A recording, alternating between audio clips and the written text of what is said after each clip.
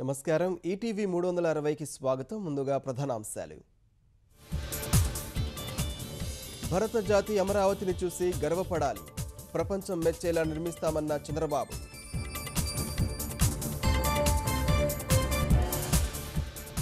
కేంద్ర ప్యాకేజీపై రాష్ట్ర ప్రభుత్వం భారీ ఆశలు, శంకుస్థాపన రోజు ప్రధాని ప్రకటిస్తారని అంచనాలు. శంకుస్థాపన రోజు ట్రాఫిక్ చిక్కులు లేకుండా చర్యలు, రూట్ మ్యాప్తో అవగాహన కల్పిస్తున్న పోలీసులు. అతిథుల కోసం రాజధాని యువత సహకారం, అమరావతి పోలీసు వాలంటీర్ల పేరుతో సేవలు. తెలంగాణలో పాత వాహనాలకు హై సెక్యూరిటీ నెంబర్ ప్లేట్లు, ఏపీ సిరీస్ మార్పుపై వచ్చే నెలలో మార్గదర్శకాలు.